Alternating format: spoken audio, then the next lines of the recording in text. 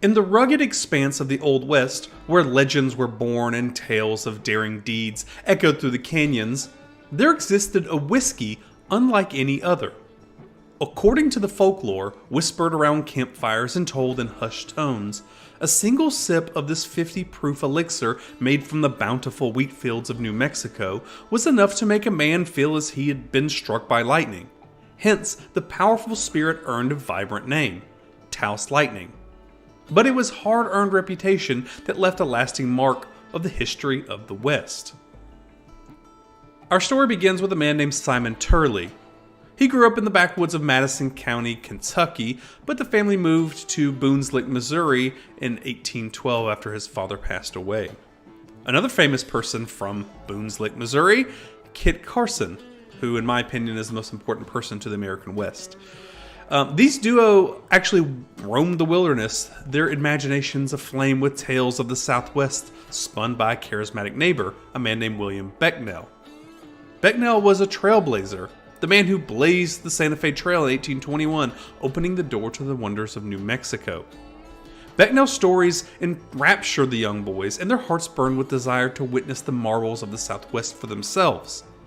Guided by the promise of opportunity and riches, several families from Boone's Lick and the nearby town of Franklin headed to Becknell's call, embarking on a journey along the Santa Fe Trail to Taos. Among those families were Simon's older brothers, who had ventured ahead to establish a new life in the vast frontier of New Mexico. In 1829, Simon Turley, accompanied by a group of adventurous friends, set out to join his brothers in the untamed land. Their most prized possession was a gleaming copper still, a beacon of their dreams to come. Upon arriving in the scenic Taos Valley, Simon Turley purchased a parcel of land in the picturesque Arroyo Hondo, a mere 10 miles north of Taos. The stage was set for the birth of a distillery that would etch his name into the annals of history. With the assistance of his friends, Simon embarked on the task of distilling whiskey from the bountiful wheat fields that stretched across the valley. Little did he know that his companions were more interested in the fruits of their labor than the art of running a business. Recognizing this, Simon made the difficult decision to pursue his distillery as a solo venture, bidding farewell to his wayward friends. But it was not just any whiskey that Simon crafted in the heart of Taos Valley. It was Taos Lightning, a spirit forged from the perfect blend of New Mexico's unique elements. The dry climate, coupled with the high elevation, lent an enchanting flavor to the wheat, elevating the whiskey to new heights of potency. Intrigued by the alchemy of taste and intoxication, Simon experimented tirelessly, refining his recipe with each batch. Legend whispered that the elixir contained the essence of the Rio Grande River itself, a gallon of its water, thick with the finest silt, blended with a pint of raw wheat alcohol. To this, Simon added a touch of Jamaican ginger, a pinch of bitters, and even a plug of chewing tobacco. My grandpa used plugs of chewing tobacco, I vividly remember. Kind of looks like a sausage that you would cut a plug off. Anyway, side note. Once the ingredients were united, the concoction was left to age overnight, steeping in the magic of the land. Some accounts spun tales of gunpowder and chili powder, claiming they lent the essence to the whiskey's fiery spirit. Yet, the truth of these embellishments remained veiled in the mists of time, intertwined with the folklore surrounding Taos Lightning. As the distillery thrived, Simon Turley's vision expanded. He erected a grand 2-story grist mill, standing tall beside the distillery, a testament to his ambition and ingenuity. A dam was constructed across the Rio Hondo, channeling its waters through a narrow slot canyon, providing the life force to power the mill's grinding stones. The allure of Taos Lightning spread like wildfire through the land. The mountain men, those rugged adventurers of the Old West, flocked to Simon's doorstep, drawn by whispers of the whiskey's electrifying power. They christened it Taos Lightning for the explosive force with which it surged through their veins, leaving them thunderstruck. Simon faced competition as other distillers sought to carve their own place in the whiskey market. Yet they paled in comparison to the might of Taos Lightning. Only a momentary hiccup occurred when a rival slashed prices to move their inventory swiftly before embarking on a journey to California. But once they departed, Simon regained his dominance, reclaiming the throne of whiskey in the Southwest. Fortune smiled upon Simon Turley when the United States strictly enforced restrictions on whiskey imported into Indian territories. Taos Lightning held a strategic advantage. Simon's distillery was situated on Mexican land, and thirsty customers journeyed to him. His business boomed as traders, mountain men, Hispanics, Native Americans all succumbed to the allure of Taos Lightning's fiery embrace. Recognizing the need to expand his reach, Simon Turley hired Charles Audebys as his traveling salesman. The whiskey was stored in robust 10-gallon wooden casks, loaded onto sturdy pack mules, and embarked on a journey along the Arkansas and Platte rivers. Charles journeyed tirelessly, traversing the wild lands, bartering and trading the casks to outpost keepers scattered along the route. The whiskey found itself in the hands of fur trappers and Native Americans who frequented these trading posts. Taos Lightning became a prized commodity, its reputation preceding it. The trappers passed the bottles from one rugged hand to the other, and occasionally, the whiskey's influence extended even into the depths of British Columbia and beyond. But as Taos Lightning's fame grew, so did the weight of its consequences. The whiskey was a force to be reckoned with, strong enough to bring even the toughest men to their knees. It boasted a staggering proof varying between 40 and 50, ensuring that the mere taste could transport one to the realms of intoxication. An English visitor passing through New Mexico in 1849 chronicled his encounter with Taos Lightning in his journal, describing it as, quote, a fiery spirit. He bemoaned the fact that over half of Santa Fe's establishment served the potent whiskey, witnessing a city awash in, quote, reeling drunken men. Indeed, the whiskey's strength sparked raucous behavior and chaotic scenes. Fights became commonplace as men under the sway of Taos Lightning shed their inhibitions and embraced their wilder instincts. To counteract the volatile effects of the spirit, one Missouri River trailer devised a cunning plan. He laced each cask with laudanum, a depressant made from opium, aiming to temper the whiskey's explosive power. Before the arrival of Taos Lightning, alcoholism and drunkenness were kind of rare amongst Native Americans and Hispanic populations in New Mexico. Access to hard liquor was scarce. However, Taos Lightning's affordability and ready availability shattered the barriers, ushering in an era of increased alcoholism amongst the native peoples of the region. The traders, ever astute in their observations, recognized the Native Americans' weakness to the fiery whiskey. They actually capitalized on this vulnerability, offering generous swigs of Taos Lightning during trade negotiations. With each sip, the Native Americans succumbed to seductive embrace of the whiskey, more willing to part with their valuable buffalo robes for a mere fraction of their worth. As cunning as some traders were, others chose darker paths, resorting to treachery to gain the upper hand. On occasion, a trader would swap a diluted cask of Taos Lightning for unsuspecting Indians, aiming to con them out of their rightful share of trade deals. While alcoholic beverages were scarce in the Southwest during those days, they were not entirely absent.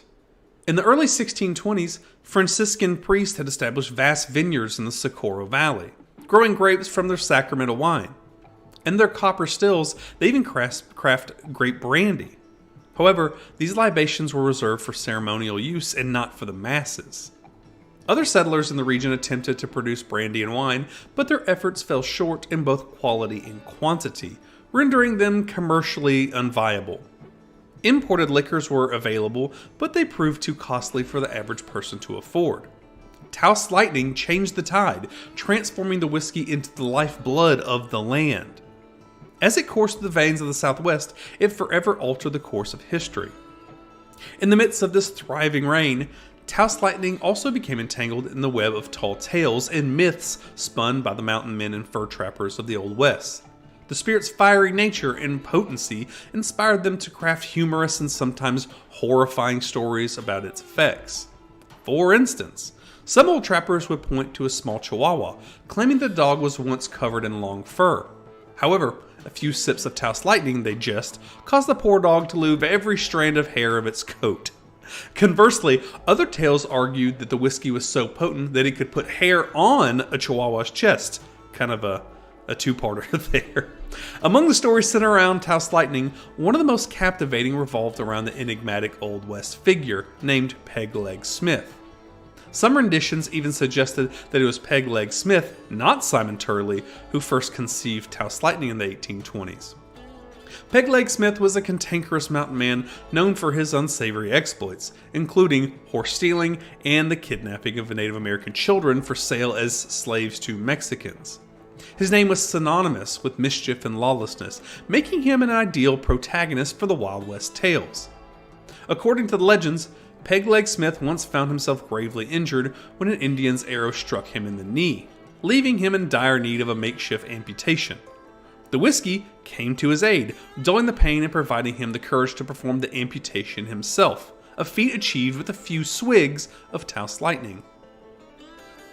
Yet, while the whiskey added fuel to the fires of storytelling, it also added fuel to the fires of insurrection. The year was 1846, and the New Mexico Territory found itself under the control of Mexico. The United States military, under the command of Stephen Watts Kearny, invaded the territory in August of that year.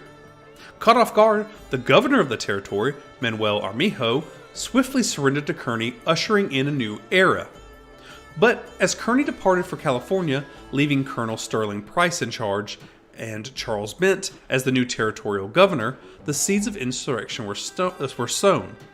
A group of rebels, led by the likes of Pablo Montoya and Tomas Romero, hatched a daring plot, igniting the Taos Revolt in January 19th of 1847. The rebels struck at the heart of the territorial establishment, targeting the home of Charles Bent, the governor of New Mexico. Charles was shot with arrows and brutally scalped in front of his wife and children. The family, seeking refuge and safety, attempted to flee, but the fate had other plans. They were discovered and Charles was killed while his family remained unharmed, a testament to the cruelty and randomness of war. I guess I should kind of clarify. Charles was scalped in front of his family and somehow survived that, but then was killed when they were trying to escape. Story has it that they barricaded themselves in their adobe house, and that the Taos Native Americans would pull their bows back just enough to have the arrow stick into Charles, but not kill him. So they wouldn't do a full draw, they do like a quarter draw. That way you could get hit with the arrows, cause immense bleeding, but it wouldn't kill you. So, side note, okay, we'll go back to the story.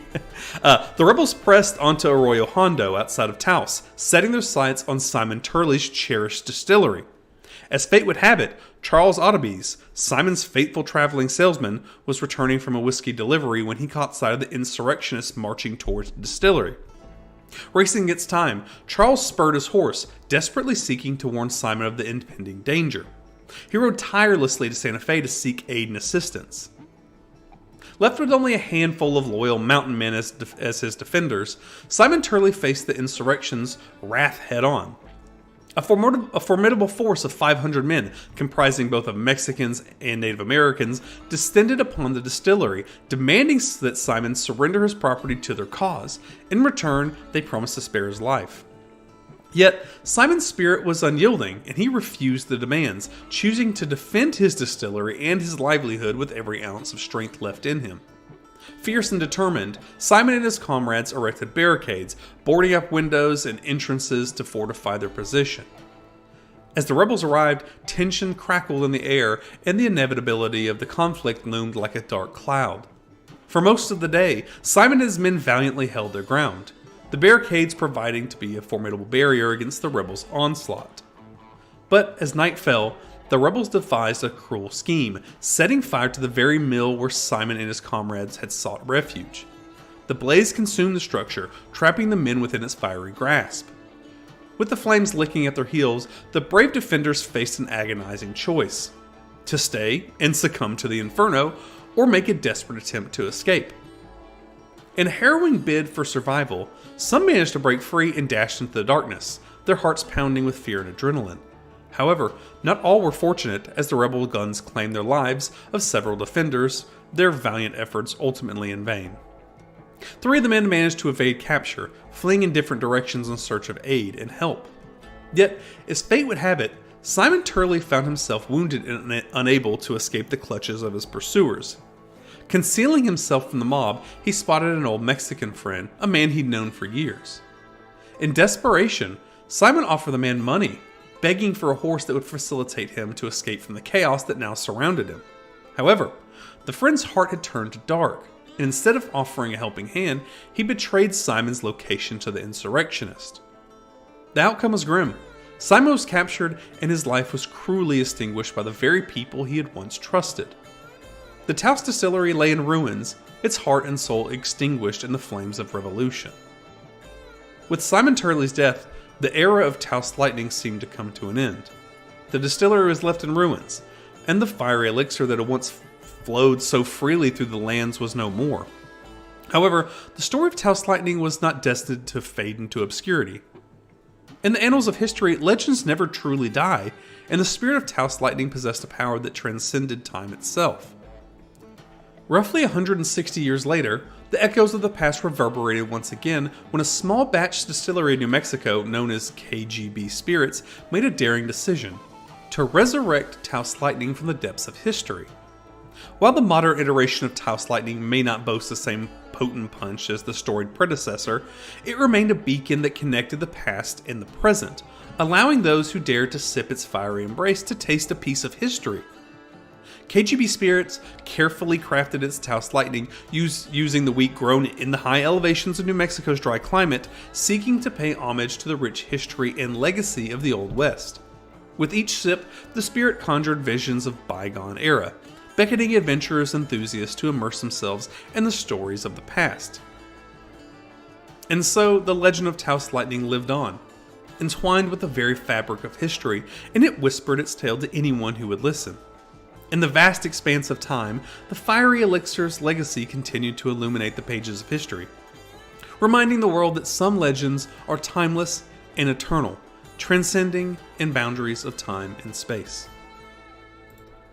Just quickly before we end the video, I want to touch back on Kit Carson. We're going to do a full, very in-depth look into Kit Carson's life. But Kit Carson spent his time in Taos. His family was in Taos when the Taos insurrection or revolt happened. His family made it out, and he was on his way to Taos before Kearney actually ran into him on the road and turned him back around using some military law to escort Kearney from Santa Fe to California. And Kit Carson was known as the person who could get people across the desert and not die, using things like knowing where watering holes are, having relationships built with Native American tribes in the area. And one of the coolest things I've found in my studies of Kit Carson, he would use mules instead of horses because he found them easier to maintain, needed less water, needed less food. But he would cut his mules' ears and drink their blood to get him between watering holes if the distance was too far. So we're going to do a full, I'm hoping for a 35 to 40 minute long video about Kit Carson and his entire life, because it's one of the most incredible things I've ever read, and everybody needs to be familiar with him. But I just figured I'd throw this in at the end of the video because Kit Carson, we just barely touched on him kind of at the beginning, but he lived in Taos. His home was in Taos that was destroyed during this insurrection. And if not for Kearney's